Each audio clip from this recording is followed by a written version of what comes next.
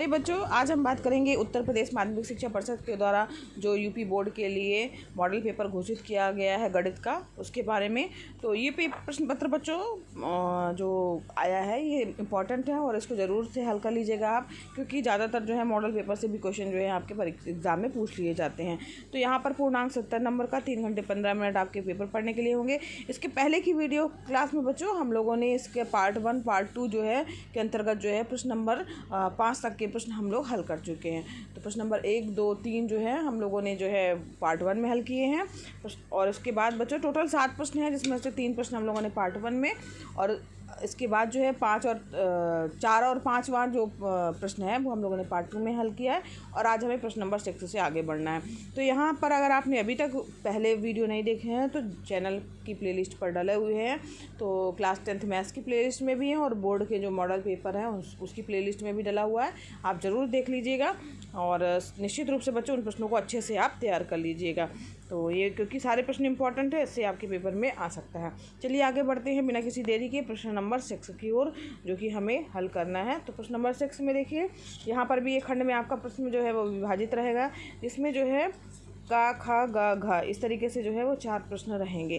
तो यहाँ पर जो है 6वें प्रश्न में जो इसका पहला प्रश्न दिया गया है वो है आपका 2 संख्याओं के वर्गों का अंतर जो है 180 है। छोटी संख्या का वर्ग बड़ी संख्या का 8 गुना है। तो दोनों संख्याएं आपको ज्ञात करनी है। 4 नंबर का क्वेश्चन है बच्चों, इसमें कोई भी वैकल्पिक रूप से नहीं दिया गया है, तो यहाँ पर जो है आपको सभी प्रश्न करने ज़रूरी हैं। आइए देखते हैं इस प्रश्न को आपको किस तरीके से हल करना है। यहाँ पर बच्चों ये देखिए, मान लिया x क्या है आपकी बड़ी संख्या और y क्या मान लिया हमने छोटी संख्या है। तो प्रश्नानुसार दिया गया है बच्चों कि 2 संख्याओं का वर्गों का अंतर, यहाँ तो यानी पहली संख्या बड़ी संख्या का स्क्वायर किया हमने और छोटी संख्या का स्क्वायर कर दिया, वर्गों का अंतर जो है 180। प्रश्न के अनुसार ये आपका पहला समीकरण बन गया। फिर इसके बाद छोटी संख्या का वर्ग जो है वो बड़ी संख्या का 8 गुना है, ये दिया हुआ है प्रश्न के अनुसार। तो इसके अनुसार हो जाएगा आपका बच्चों, यहाँ पर जो है देखिए 8 गुना लिखा हुआ है, तो y स्क्वायर बराबर हो जाएगा छोटी संख्या का वर्ग, छोटी संख्या हमने y मानी थी उसका स्क्वायर किया तो 8 गुना हो गया पहली संख्या है, बड़ी संख्या का 8x हो गया। दूसरा समीकरण ये हो गया। तो अब यहाँ पर क्या करना, आपके y स्क्वायर का मान प्राप्त हो गया। पहला समीकरण में y स्क्वायर की जगह पे हम क्या कर देंगे, y स्क्वायर के स्थान पर जो है हम क्या रख देंगे, 8x रख देंगे। तो हमने यही किया है, 180 जो है दूसरी तरफ लेके आए हैं और y स्क्वायर के स्थान पर हमने 8x रख दिया है। अब यहाँ पर जो है बच्चों 8x जो रख दिया हमने मान, तो हम इसको हल करेंगे। तो यहाँ पर 8x को 2 भागों में तोड़ना, जिसका मल्टीप्लाई करने पर जो है 180 आए और जोड़ने या घटाने पर -8x है। तो -18x + 10x के रूप में हमने इसको तोड़ दिया है। और इस प्रकार से बच्चों यहाँ पर देखिए इसका मान जो है वो x - 18 और x + 10 = 0, यानी x = क्या आ जाएगा 18 और x = -10। दो यहाँ पे हमें मान प्राप्त हो गए हैं। तो यहाँ पर देखिए हमने x = 18 जो है वो हमने ले लिया है, तो समीकरण में मान रख दिया है, x की जगह पर हमने रख दिया 18, तो y स्क्वायर हमारा 144, तो y बराबर आ गया 12। तो संख्याएं हमारी क्या आ गई, 18 और 12 आ गई। तो इस प्रकार से हमारे पास वो संख्याएं ज्ञात हो गई हैं। तो ये प्रश्न भी आपने कंप्लीट समझ में आ गया होगा, आपने हल कर लिया होगा। आगे बढ़ते हैं नेक्स्ट प्रश्न की ओर बच्चों। खा प्रश्न जो दिया गया है वो दी गई आकृति में छायांकित रेखा का क्षेत्रफल ज्ञात करना है। तो जो छायांकित भाग है, लाइनिंग वाला भाग है, वो आपको उसका क्षेत्रफल ज्ञात करना है। और ABCD भुजा 14 सेंटीमीटर का एक वर्ग है। तो यहाँ पर ABCD एक वर्गाकार आकृति दी गई है और हमें छायांकित भाग का करना है। तो यहाँ पर गौर कीजिएगा बच्चों, जो हमारे पास वर्ग दिया है अगर हम उसके क्षेत्रफल को निकाल लें और उसमें जो ये वृत्त दिए गए हैं छोटे छोटे से, इन चारों वृत्तों के क्षेत्रफल को घटा देंगे तो बचा भाग जो रहेगा हमारा छायांकित भाग का क्षेत्रफल होगा। तो उसको हम उसी तरीके से करेंगे बच्चों। सबसे पहले जो है वर्ग की भुजा दी हुई है 14 सेंटीमीटर, तो उसका फिर चूँकि वर्ग की भुजा यानी यहाँ से यहाँ तक की दूरी कितनी दी हुई है, 14 सेंटीमीटर दी है, ठीक है। तो यानी अगर हम इसको ऐसे इस तरीके से डिवाइड करें तो ये भाग आपका जो है यहाँ पर पूरा इसका एक वृत्त का जो व्यास है, ठीक है, एक वृत्त का व्यास जो हो जाएगा वो कितना हो जाएगा, वो 14 का आधा हो जाएगा, 14 का हाफ हो जाएगा, ठीक है। दोनों वृत्तों का व्यास अगर हम बात करें तो 14 होगा, अगर एक वृत्त की व्यास की बात कर रहे हैं तो 7 सेंटीमीटर आ जाएगा। और फिर त्रिज्या बच्चों, अगर वृत्त की त्रिज्या की बात कर रहे हैं r, तो r बराबर हो जाएगा 7 का भी आधा हो जाएगा, तो 7/2 सेंटीमीटर हो जाएगा, ठीक है। तो यह यहाँ पर हमारे पास वृत्त की त्रिज्या हो गई। अब हम जो है छायांकित भाग का हमें क्षेत्रफल ज्ञात करना है। छायांकित भाग, तो छायांकित भाग का क्षेत्रफल बच्चों जो रहेगा वो वर्ग के क्षेत्रफल में से 4 वृत्तों का क्षेत्रफल हम घटा देंगे। ठीक है, यहाँ पे 4 का भी मल्टीप्लाई किया गया है क्योंकि 4 वृत्त बने हुए हैं।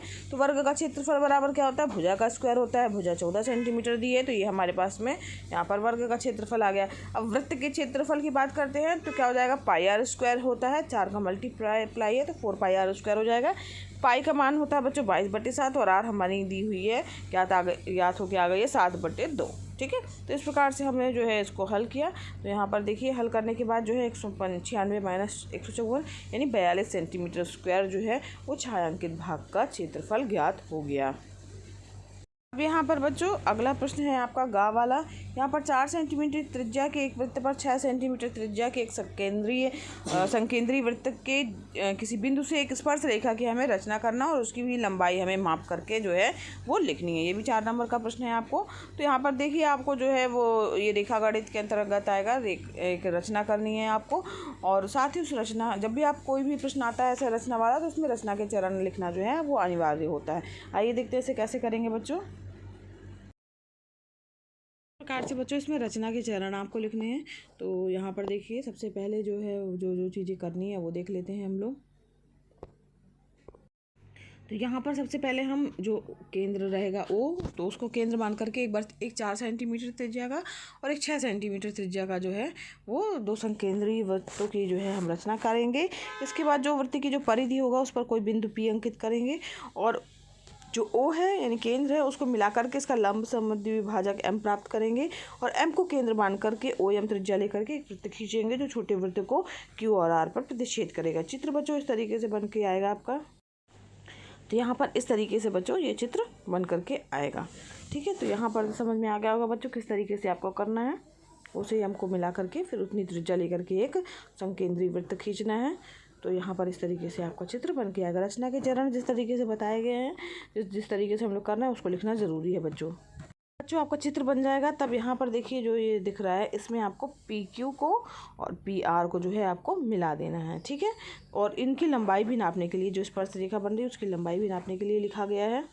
यहाँ पर देखिए PQ तथा PR को मिलाना है और यही PQ तथा PR छोटे वृत्त की जो है अभिष्ट जो है वो स्पर्श रेखाएं होंगी और इनको जब आप नापेंगे बच्चों तो वो 4.5 सेंटीमीटर के लगभग आएंगी। तो इस प्रकार से बच्चों इस प्रश्न को आपको करना है। रचना के चरण जरूर लिखने हैं आपको, इस बात का विशेष ध्यान रखिएगा।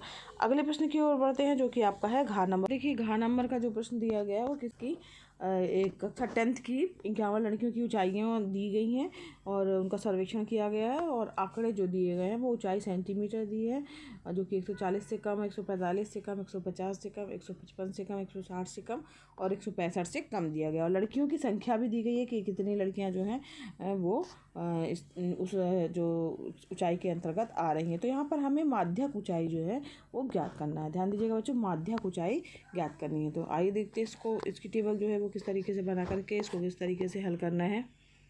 यहाँ पर सबसे पहले जो आपकी जो टेबल बनेगी वो आपके वर्ग अंतराल होंगे 140 से कम, फिर 140 से 145, 145 से 50, 150 से 155। इस तरीके से जो दिया गया है वो इस तरीके से हमारे वर्ग बन जाएंगे और यहाँ पर जो बारंबारताएँ दी गई हैं वो आपकी बारंबारताएँ हो जाएंगी। ये बारंबारता आपको निकालनी होगी बच्चों, जो ये यहाँ संचयी बारंबारता आपको दी गई है 4, 11, 29, 40, 46 और 51। अब 51 में से 46 घटाएंगे तो कितना अंतर आ गया, तो यहाँ पर देखिए 5 का अंतर आया तो यहाँ 5 आ गया। फिर इसी तरीके से 46 में से 40 घटाएंगे तो 6 आ गया। ठीक है, फिर इसी तरीके से करते करते जो है लास्ट में जो है आपकी बारंबारता जो पहली वाली है वो 4 आ गई।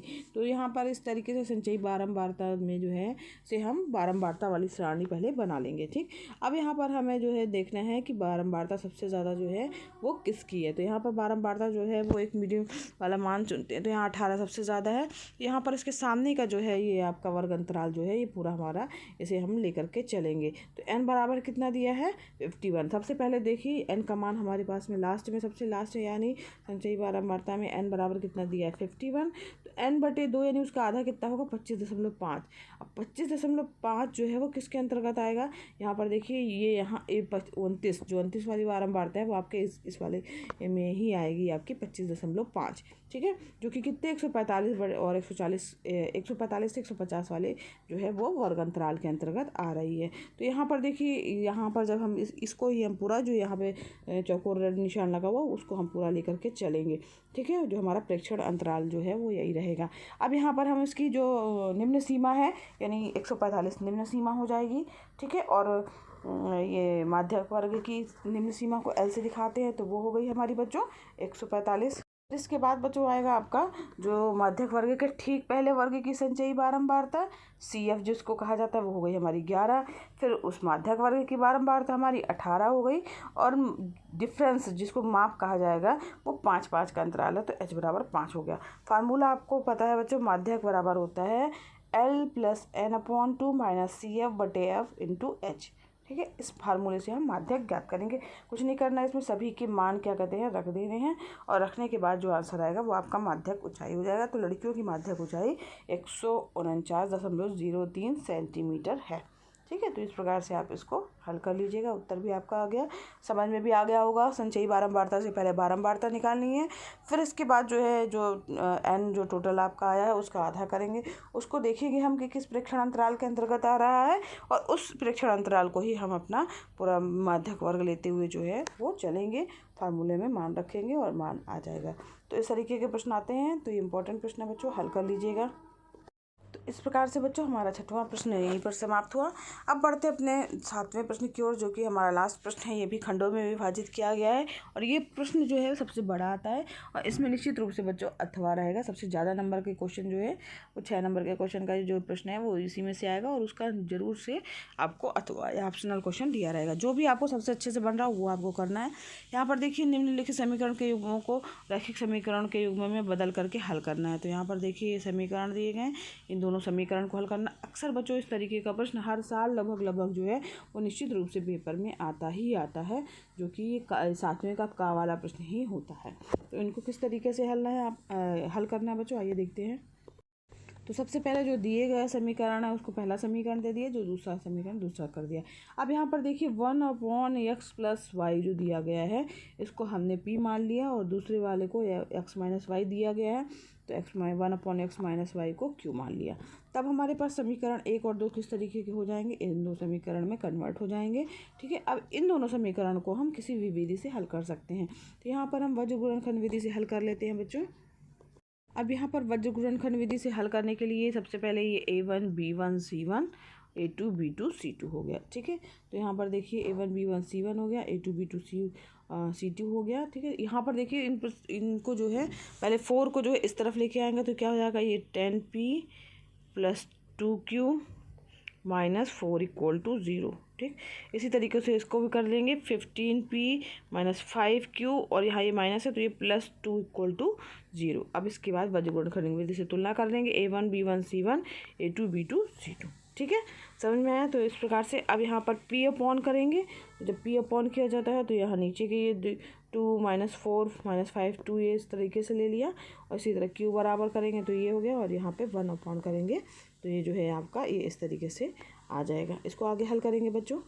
पर देखिए इसको अब हम आगे हल करेंगे तो p/ और q बराबर आ जाएगा q/ और 1/ करके। तो यहाँ पर हल करने पर हमारे पास में जो मान प्राप्त हो रहा है p/ इतना q/ इतना हो जाएगा, p/ -16 q/ -80 और ये बराबर 1/ -80 आ गया। तो यहाँ पर p q का मान ज्ञात हो जाएगा बच्चों। अब यहाँ पर देखिए p का मान जो आ गया आपका 1/5 और q का मान आ गया 1, ठीक है। तो जहाँ पर p बराबर p हमने समीकरण में लिया था तो वहाँ पर हम 1/ जो x + y वाला लिए थे p, तो वहाँ पर हम उसकी जगह 1/5 कर देंगे और उसी तरीके से q का मान भी रखेंगे बच्चों। तो यहाँ पर जो है 2 समीकरण जो हमारे 5 नंबर और 6 नंबर के प्राप्त हुए। अब इनको फिर से जो है हम हल कर लेते हैं। तो यहाँ पर इन दोनों को जो 5वां और 6वां समीकरण आया उनका हम योगफल करेंगे। योग करेंगे बच्चों जब यहाँ पर, तो यहाँ पर देखिए 2x बराबर 6, तो x का मान कितना आ गया, 3 आ गया। इसी तरीके से समीकरण 5 को में से जो है x की जगह पे हम 3 रख देंगे, तो y का मान कितना आ गया, 2 आ गया। तो इस प्रकार से समीकरण का हल x बराबर 3 और y बराबर 2 ज्ञात हो गया है। तो इस प्रकार से इस तरीके का प्रश्न निश्चित रूप से आएगा बच्चों। करने का मेथड आप देख लीजिए, निश्चित रूप से इस टाइप के प्रश्न आते ही आते हैं। इसको अच्छे से आप तैयार कर लीजिएगा, प्रैक्टिस कर लीजिएगा, रफ में लगा लीजिएगा। तो आगे बढ़ते हैं बच्चों नेक्स्ट प्रश्न की ओर। तो इसका नेक्स्ट प्रश्न है उसका अथवा वाला प्रश्न, वो भी हम हल कर लेते हैं बच्चों, क्योंकि जो अथवा में दिया गया वो भी कोई एक ही करना है, आपको दोनों प्रश्न नहीं करने हैं, एक ही करना जो आपको अच्छे से बन रहा है। तो ये वाले प्रश्न भी हम लेके चल रहे हैं। तो यहाँ पर देखिए 3 वर्ष पूर्व रहमान की आयु जो थी वर्षों में का व्युत्क्रम और अब से 5 वर्ष पश्चात आयु के व्युत्क्रम का योग 1/3 है। तो उसकी वर्तमान आयु हमें ज्ञात करनी है। तो मान लिया सबसे पहले जो भी वर्तमान आयु ज्ञात करना है, तो मान लिया रहमान की वर्तमान आयु मान लिया x वर्ष, जो ज्ञात करना रहेगा उसी को x मानेंगे बच्चों, ठीक है। फिर अब यहाँ पर 3 वर्ष पहले, अब जब वर्तमान x हो तो 3 वर्ष पहले तो उसमें 3 वर्ष घट जाएगा, ठीक है। अब 5 वर्ष बाद की बोल रहा है, तो 5 वर्ष बाद मतलब उसमें 5 वर्ष जुड़ जाएगा, ठीक है, इतने वर्ष हो जाएगी उसके। अब प्रश्न में दिया हुआ है 3 वर्ष पूर्व रहमान की आयु का व्युत्क्रम क्या हो जाएगा बच्चों, 1/x-3, ठीक है। फिर इसी तरीके से 5 वर्ष पश्चात आयु के व्युत्क्रम, तो उसका व्युत्क्रम मतलब 1/में हो जाएगा, तो ये 1/x+5 हो जाएगा। और उसका योग यानी यहाँ पे प्लस का निशान लग जाएगा और बराबर क्या हो जाएगा, 1/3। ये प्रश्न में ही दिया हुआ है। तो इस तरीके से देखिए हमारे पास में एक समीकरण प्राप्त हो गया है। अब इसे हल करना है बच्चों। तो यहाँ पर देखिए हल करने के लिए जो है वो क्या करेंगे आप, यक्स यहाँ एलसीएम ले लिया हमने, x+5 x-3 ये एलसीएम में आ गया 1/3, और इसको हल करेंगे तो यहाँ पर x² + 2x - 15 बराबर 6x+6। अब यहाँ पर ये x वाले पद को x से घटा देंगे और अंक वाले पद को अंक से घटाएंगे। यहाँ पर जब हम घटाएंगे बच्चों तो x² - 4x - 21 बराबर 0, ये हमारे पास में समीकरण आ गया। अब यहाँ पर 21 को बच्चों इस तरीके से तोड़ना है आपको कि मल्टीप्लाई करने पे 21 आए और जोड़ने घटाने पे जो है वो -4 आ जाए। तो यहाँ 7×21 7 और +3x के रूप में हमने तोड़ दिया है, जिसको जोड़ने घटाने पर -4 आ रहा है। और इस तरीके से x - 7 x+3 = 0, यानी x = क्या आ जाएगा आपका, x = 7 और x = क्या आ जाएगा, -3। तो आयु जो है वर्षों में जो आयु है वो ऋणात्मक होगी नहीं, तो x बराबर क्या हो जाएगा, 7 हो जाएगा। इस प्रकार से रहमान की वर्तमान आयु क्या हो जाएगी, 7 वर्ष हो जाएगी, ठीक है। अब इसके दूसरे प्रश्न की ओर बढ़ते हैं, खंड खा की ओर बढ़ते हैं बच्चों। इसमें भी अथवा आएगा। तो यहाँ खा का प्रश्न दिया है, एक बहुमंजिली भवन के शिखर से देखने पर एक 8 मीटर ऊंचे भवन के शिखर और तल के अवनमन कोण क्रमशः 30 डिग्री और 45 डिग्री है। तो बहुमंजिल भवन की ऊंचाई और दोनों भवनों के बीच की हमें दूरी ज्ञात करनी है। इस तरीके के प्रश्न भी बहुत इंपॉर्टेंट है। ऊंचाई दूरी वाले प्रश्न निश्चित रूप से आते हैं बच्चों, और ज़्यादा नंबर का ही प्रश्न आता है क्योंकि ये प्रश्न थोड़ा सा बड़ा होता है। तो इसको किस तरीके से बना के हल करना है आपको, ये आपके बुक में ही दिया हुआ है। तो यहाँ पर देखिए दिया हुआ है आकृति आपको इस तरीके से बनानी है, 30 डिग्री 45 डिग्री की, ठीक है। तो पीसी जो है आपका वो है आपका बहुमंजिल भवन, ठीक है, ये पीसी बहुमंजिल भवन हो गई, ठीक है। और ए बी जो है वो 8 मीटर ऊंचे भवन को प्रदर्शित कर रहा है। यहाँ पर दोनों जो है दिया हुआ है। फिर उसके बाद फिर यहाँ पर जो हमें ज्ञात करना है, या एंगल जो दिया गया है वो आप लिख लेंगे। इसके बाद जो ज्ञात करना है वो उसको जो है लिख देंगे, ज्ञात करना है। इसके बाद इसको किस तरीके से आगे हल करना है, यहाँ पर हम समकोण त्रिभुज पीएसी में लेंगे। तो पीएसी में समकोण त्रिभुज में tan थीटा बराबर क्या होता है, tan थीटा बराबर होता है आपका लंब बटे आधार। तो यहाँ पर PC बटे AC आ जाएगा। और यहाँ पर tan एंगल का मान कितना है, 45 डिग्री। तो tan 45 की वैल्यू 1 होती है। तो PC बराबर क्या आ गया हमारे पास में, AC। अब यहाँ पर चित्र को आप देखेंगे तो PC बराबर PD + DC आ जाएगा, ठीक है। तो PD + DC बराबर क्या हो जाएगा, PC चूँकि AC के बराबर है तो यहाँ हम PC की जगह पे क्या कर देंगे, AC रख देंगे, ठीक है। तो यहाँ पर ये हमें एक चीज़ प्राप्त हो गई। अब चूँकि AC बराबर है BD के, और यहाँ पर ये दोनों जो है दिया हुआ है 8 सेंटीमीटर, इसलिए PD प्लस यहाँ पर DC का मान जो है वो हम रख देंगे 8 सेंटीमीटर। तो यहाँ पर AC के बराबर आ जाएगा। यानी अब यहाँ पर हमने AC की जगह पे फिर से क्या रख दिया है, BD रख दिया है, ठीक है। और यहाँ पर ये बराबर हो जाएगा PD√3, ठीक। अब यहाँ पर जो है PD√3 आ गया। अब यहाँ पर PD बराबर क्या आ जाएगा आपका, इसको हल कर लेंगे। 8/√3 - 1 हर का परमीकरण कर देंगे। परमीकरण करने के बाद 4√3 + 1 मीटर। तो यहाँ पर इसकी ऊंचाई जो कितनी हो जाएगी बच्चों, उसमें 8 सेंटीमीटर और जुड़ जाएगी, तो ये 8 मीटर और जुड़ जाएगी। तो यहाँ पर देखिए हमने जो प्राप्त हुआ है PD, उसमें 8 मीटर और जोड़ दिया है। तो यहाँ पर देखिए दोनों भवनों के बीच की दूरी भी जो होगी वो भी इतनी आ गई। तो इस तरीके से इस प्रश्न को हल करना है। ये आपको बुक में ही बच्चों इसका दिया हुआ है, एग्जाम्पल का प्रश्न है, तो उसको आप देख लीजिए, समझ लीजिए अच्छे से और इसको अच्छे से याद कर लीजिएगा। अब इसका बच्चों दूसरा प्रश्न जो है खा का ही, जो देखिए ये या तो ये करना है आपको ऊपर वाला या तो नीचे वाला करना है। ऊपर वाला हम कर चुके हैं, नीचे वाला भी जो है प्रश्न इसी तरह का आएगा, तो उसमें भी अथवा रहेगा। तो जो आपको अच्छे से बन रहा है, परफेक्टली बन रहा है, वही करना है आपको। अपने मन से कोई सा भी जो है वो नहीं करना, ना ही ऐसा काम करना है कि खंड खा के ही दोनों प्रश्न कर दिए, खंड खा किया ही नहीं, क्योंकि हर प्रश्नों के लिए अलग बॉक्स होता है, तो उसके नंबर उसी प्रश्न के अंतर्गत दिए जाते हैं। एक प्रश्न में आपको डबल नंबरिंग नहीं मिल सकती है, तो ये गलती मत कीजिएगा। कुछ बच्चे कर देते हैं कि डबल प्रश्नों को जो है एक ही मान लीजिए अथवा वाले प्रश्न को भी हल कर देते हैं या दोबारा प्रश्न को कर देते हैं, तो ऐसा काम नहीं करना है आपको बच्चों। आगे बढ़ते हैं। ये प्रश्न दिया है, भूमि के एक बिंदु P से एक 10 मीटर ऊंचे भवन के शिखर का उन्नयन कोण 30 डिग्री है और भवन के शिखर पर एक ध्वज को लहराया गया है और P से ध्वज के शिखर का उन्नयन कोण 45 डिग्री है। तो ध्वज दंड की लंबाई और बिंदु P से भवन की दूरी जो है ज्ञात करनी है। यहाँ पर √3 का मान दिया गया, तो उसका मतलब है कि ये कहीं ना कहीं आएगा, इसका यूज़ होना है। तो यहाँ पर बिंदु P से भवन की दूरी आपको ज्ञात करनी है। आइए देखते हैं किस तरीके से ज्ञात करेंगे। तो ये भी बच्चों आपके बुक में जो है आकृति 9.7 जो दी गई है इस चैप्टर के अंतर्गत वही प्रश्न है। तो यहाँ पर हल करने का तरीका देख लीजिए। यहाँ पर AB जो है वो भवन की क्या है, आपकी ऊंचाई हो गई, ठीक है, ये AB। उसके बाद फिर जो है BD जो है वो दंड करता है, यानी B से D के बीच में ये ध्वजा की जो है फ्लैग की जो है ऊंचाई हो गई। फिर उसके बाद जो है भवन की ऊंचाई जो है AB है और हमें जो है ध्वज दंड की लंबाई भी ज्ञात हो गई है। फिर इसके बाद BD और बिंदु P से भवन की दूरी अर्थात PA जो है, यानी P से A के बीच की दूरी जो है वो हमें ज्ञात करनी है। तो यहाँ पर हम यहाँ एंगल का मान एक जो है वो 30 डिग्री दिया गया है, जो कि भवन तक का है, और अगर फ्लैग तक के लिए देख रहे हैं तो 45 डिग्री का एंगल जो है वो दिया गया है। यहाँ पर हम सबसे पहले tan 30 लेके चलेंगे। tan थीटा बराबर क्या होता है, लंब बटे आधार, तो उसके लिए लंब बटे आधार AB बटे AP हो जाएगा। 30 का मान, tan 30 का मान होता है 1/√3, ये हो गया हमारा। और AB की वैल्यू मान दिया हुआ है 10 और यहाँ पर AP जो है वो हमें ज्ञात हो जाएगा 10√3, ठीक है। अब यहाँ पर P से भवन की दूरी क्या हो जाएगी, AP जो की है वो हो जाएगा 10√3 और √3 का मान आपको प्रश्न में ही दिया गया है, तो वहाँ पर आप √3 का मान रख करके मल्टीप्लाई कर देंगे 10 से, तो 1.732 है, 10 का मल्टीप्लाई करेंगे तो क्या आ जाएगा, और 17.32 मीटर, ठीक है। अब यहाँ पर देख लीजिए नेक्स्ट और जो हमें ज्ञात करना है, तो मान DV जो है उसको हमने मान लिया x सेंटीमीटर है, तब AD जो है वो क्या हो जाएगा हमारा, उसमें 10 सेंटीमीटर और जुड़ जाएगा, x मीटर हो जाएगा। अब दूसरा हम त्रिभुज लेके चलेंगे बड़ा वाला, ठीक है, जो फ्लैग तक है, तो वहाँ पर उसमें tan 45 बराबर क्या हो जाएगा, AD बटे AP। अब यहाँ पर हमने AD का मान रख दिया 10 + x और AP का मान हमें अभी भी ज्ञात हुआ है 10√3, यहाँ पर हमने मान रख दिया बच्चों। यहाँ पर देखिए जब हमने इसका मान रख दिया तो 1045 बराबर ये आ गया और 1045 बराबर 1 होता है। यहाँ पर इसको भी हल कर लेंगे तो आपका x बराबर आ जाएगा 10√3 - 1। √3 की वैल्यू आपको पता ही है, उसमें रख करके घटा देंगे और 10 का मल्टीप्लाई कर देंगे तो ध्वज दंड की लंबाई कितनी आ जाएगी, 7.32 मीटर। तो यहाँ इस प्रकार से बच्चों ये आपका प्रश्न हल हो गया।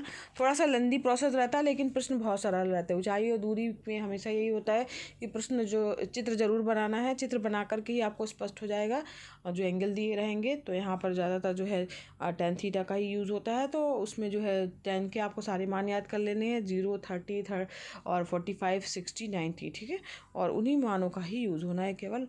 और प्रश्न को उसी तरीके से जो है वो समकोण त्रिभुज बनाते हुए जो है आपको tan थीटा बराबर लंब बटे आधार लेते हुए प्रश्नों को हल करना रहेगा। तो लेंदी होंगे लेकिन सरल रहते हैं प्रश्न, तो निश्चित रूप से इन सभी प्रश्नों को आप अच्छे से तैयार कर लीजिएगा बच्चों। यहाँ पर बच्चों ये आपका पेपर समाप्त हुआ।